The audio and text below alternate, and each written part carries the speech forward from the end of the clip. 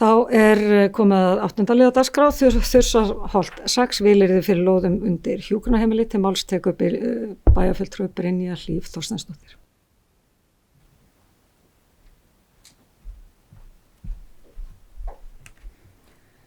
Forseti, ágætu bæjarfulltrúar, hér komin á dagskrá liður 10 í fundargerð skipulagsráðs dagsettri 15. október 2025.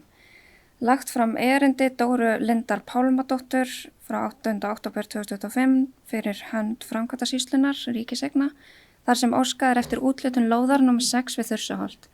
Að ræða lóð sem 11.193 fermetrar, eins og hún afmörkuð í tillögu að breytingu á deiluskipulagi sem nú í auglýsingu. Skipulagsráð leggur til við bæjarstjórn að framkvæmdasýslunni ríkiseignum verði veitt vilyrði fyrir lóðinni án auglýsingar með vísun í heimild í grein 2.3 í reglum úthlutun lóða. Endanleg úthlutun lóðarinnar fer fram þegar breyting á deiluskipulagi hefur tekið gildi. Það bæjarfulltrúi Brynja Hlíf Þorsteinsdóttir lokið máli sínu orðið laust. Næst tekur máls bæjarfulltrúi Jón Hjaltason.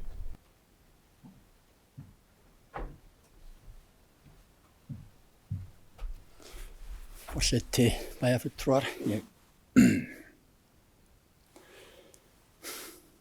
ég get nú ekki orðabundist núna, ég þarf að vekja athygli ykkar á því að nú erum við búin að standa í þessu þrefi í 1,5 öld held ég við ríkið þetta hjúkrunarheimili og við vorum með það á afskaplega slæmum stað til að byrja með. Þetta jafn góð niðurstaða og hinn var slæm, en ég má til með að hrósa og hæla einhverjum sem ég veit ekki alveg hverjir eru, því að ég svona lita, ég hefði náttúrulega óðara bara hlaupið eftir ráðuneytismönnum og sagt já og amen við öllu sem þeir vildu leið og þeir sagðist vilja byggja við Þursaholti fyrir okkur yfir 100 og jafnvel 140 vistmenn. Í upphafi þá, eða í einhver staðar í einhverju upphafi þá stóð þrefið gatnagerðargjöld að ríkið það hefur fengið okkar lóðir þess að þurfa að borga þeim gatnagerðargjöld og nú átti það sama að gilda þessa lóð, þannig að einkaaðilinn sem væntanlega með byggja, hann átti að fá lóðina gefins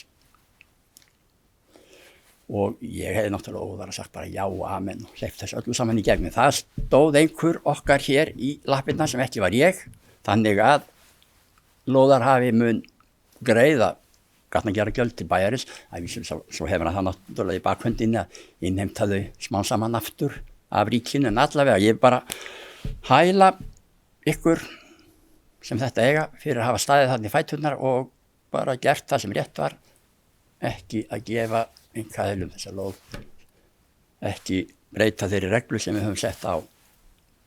Þannig að ég vildi bara koma þessu á framfæri og vekja athygli á því. Takk fyrir. Bæjarfulltrúi Jón Hjaltason lokið máli sínu orðið laust. Fleira ekki hvað sér hljós, þeir sem geta samþykkt gefið merki.